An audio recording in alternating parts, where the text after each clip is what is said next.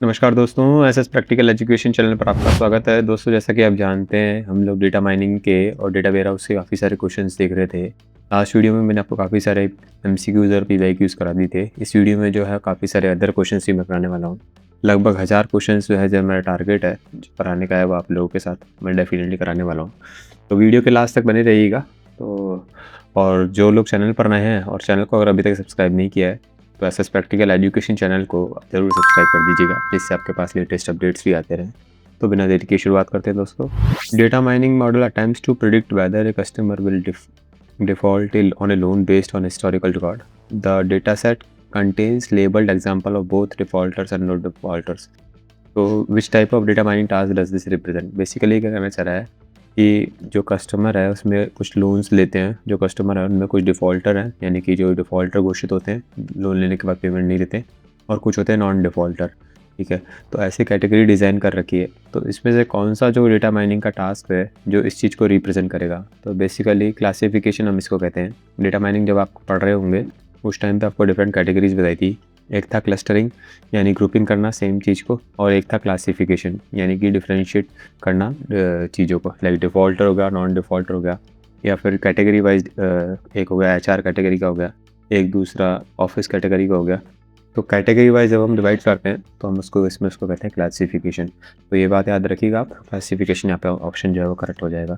ये पिछली बार भी आया हुआ क्वेश्चन है दोस्तों, अगेन रिपीट होने के चांसेस है काफ़ी, तो ये क्वेश्चन अच्छे से करके जाइएगा। यहाँ पे मैंने एक्सप्लेन भी कर रखा है। क्लासिफिकेशन जो होता है वो कैटेगोरिकली लेबल्स को प्रिडिक्ट करता है, यानी कैटेगरी वाइज हम लोग प्रिडिक्ट करते हैं इसको, और लेबल ट्रेनिंग डेटा ये यूज़ करता है। ये मैंने लास्ट वीडियो में भी आपको ऐसे क्वेश्चन कराए थे, कौन जो है लेबल ट्रेनिंग डेटा यूज़ करता है। तो क्लासिफिकेशन जो है वो लेबल ट्रेनिंग डेटा यूज़ करता है। स्पैम डिटेक्शन इसका एग्जांपल हो गया, क्रेडिट रिस्क प्रोटेक्शन हो गया, या डिजीज डायग्नोसिस जो है इसका एग्जांपल हो गया। अब आते हैं हम अगले क्वेश्चन पे दोस्तों।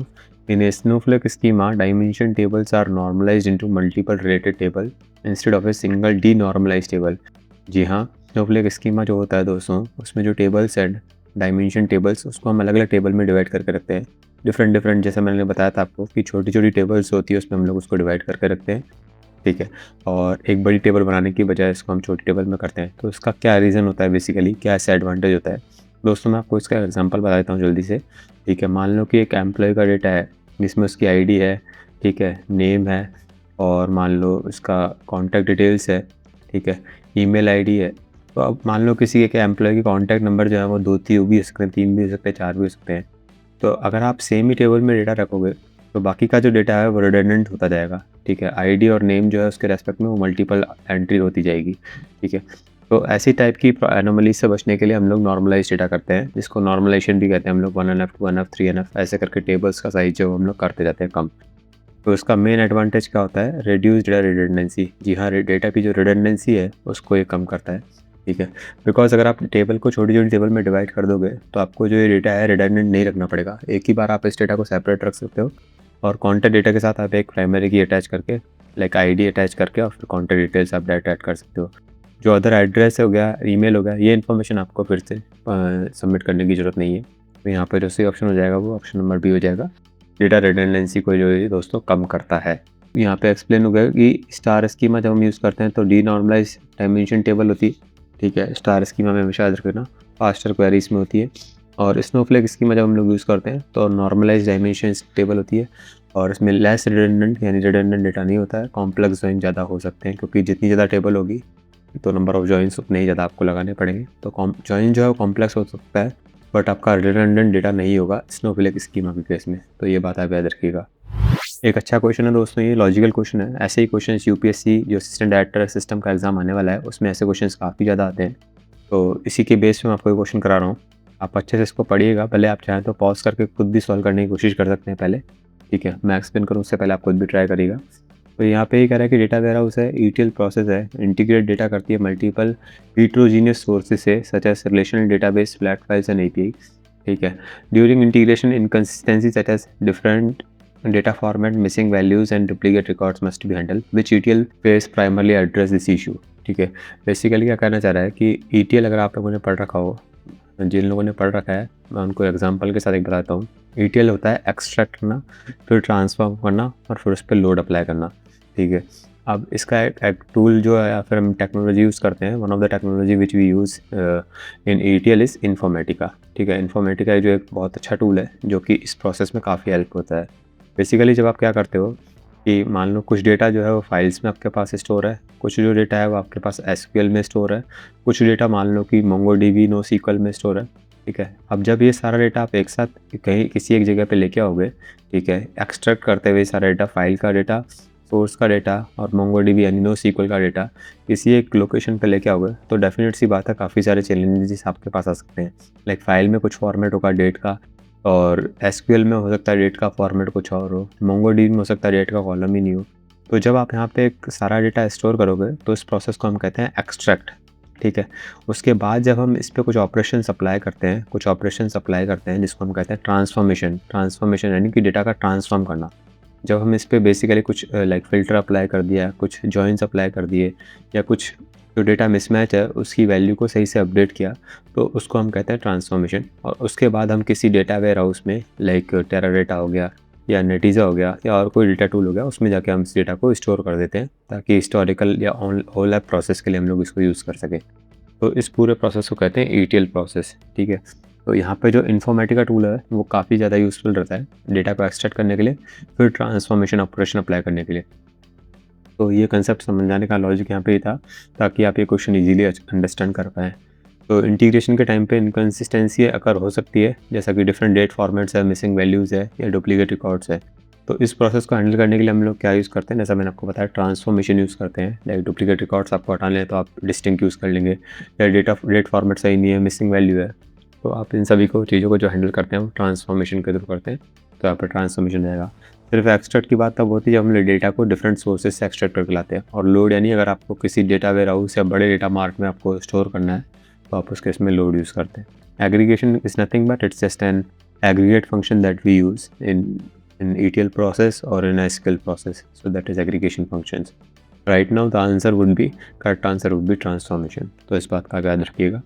देखिए यहाँ पे मैंने अच्छे से एक्सप्लेन भी कर रखा है, कलेक्ट डेटा, फिर क्लीन करना डेटा को और कन्वर्ट करना, और लोड यानी डेटा को स्टोर करना किसी वेयर हाउस में। ट्रांसफॉर्मेशन जो टास्क होता है डेटा की क्लींजिंग होगी, डेटा स्टैंडर्डाइजेशन होगा, डुप्लीकेशन यानी डुप्लीकेट डेटा को हटाना होगा, और फॉर्मेट कन्वर्जन, ये सारे के सारे ट्रांसफॉर्मेशन के पार्ट है दोस्त। अब एक अच्छा क्वेश्चन, ये भी लॉजिकल क्वेश्चन है, ये आई थिंक गेट वाले एग्जाम में लास्ट टाइम में आया हुआ है, उससे मिलते जुलते क्वेश्चन हमारे एग्जाम में आ सकते हैं। तो a retail organisation maintain data warehouse with fact table storing sales transaction, यानी कि फैक्ट टेबल, जैसा कि मैंने आपको लास्ट वीडियो में बताया था। जिन्होंने वो वीडियो जाकर नहीं देखा, वो वीडियो भी यहाँ पे आई बटन पे मैं उसका लिंक डाल दूंगा, तो वो वीडियो भी जाके देख लीजिएगा। उसमें मैंने डेटा माइनिंग के काफ़ी अच्छे क्वेश्चन करा रखे हैं। यहाँ पे मैं आपको ये बता रहा हूँ कि तो a retail organisation maintain a data warehouse with fact table storing sales transaction and dimension tables for product store and time. Dimension table में बेसिकली प्रोडक्ट है, स्टोर है और टाइम है, और फैक्ट टेबल में फैक्चुअल डेटा है, so sales transaction का data है। अगर कोई एनालिस्ट जो है क्वेरी कर रहा है वेयर हाउस को, view the total sale of each product category, basically क्या करना है, टोटल सेल कितनी हुई है उसका काउंट निकालना ऑफ सेल का ऑफ ईच कैटेगरी, तो सिंपल सा ग्रुप बाय लॉजिक हो जाएगा। ठीक है, तो बट इसमें यहाँ पे लॉजिकल क्वेश्चन ये पूछा है कि कौन सा ओलैप ऑपरेशन हम लोग यूज़ करेंगे। बेसिकली क्या कर रहा है कि जो मेरा क्वार्टर वाला डेटा है या मेरा डे वाला डेटा है उसको एग्रीगेट करके मुझे ईयर वाले डेटा को निकालना है। ठीक है, तो जब इस टाइप के ऑपरेशन हम करते हैं तो इसको हम कहते हैं रोल अप। और जो ड्रिल थ्रू होता है या ड्रिल डाउन होता है, ये जस्ट इसका अपोजिट होता है, यानी कि ईयर वाले डेटा से आप मंथ वाला डेटा निकालना, मंथ वाले डेटा से डे वाइज डेटा निकालना, तो इसको हम कहते हैं ड्रिल डाउन। और जबकि रोल अप होता है कि जब आप एग्रीगेट करते हो, लाइक मल्टीपल क्वार्टर्स को यूज़ करके ईयर निकालना है, तो उस केस में हम लोग रोल अप यूज़ करते हैं। तो यहाँ पे जो ऑप्शन नंबर बी है वो करेक्ट हो जाएगा। स्लाइस तो ये होता है कि अगर डेटा को कोई पार्ट निकालना होता है तो स्लाइस यूज़ करते हैं, और पिवट तब यूज़ करते हैं जब हम लोग को डेटा को रोटेट करना है, उस टाइम पे यूज़ करते हैं। बट यहाँ पे ऑप्शन नंबर बी जो है करेक्ट हो जाएगा, क्योंकि हमको टोटल सेल निकालनी है ईच कैटेगरी के केस में। ठीक है, तो इसी केस में हम लोग रोल अप यूज़ करेंगे यहाँ पे। Roll up aggregate data to higher level in dimension hierarchy. जी हाँ बिल्कुल, डायमेंशन हायरार्की में ये इसको हायर लेवल पे लेके जाता है, लाइक डे से मंथ, मंथ से क्वार्टर, क्वार्टर से ईयर।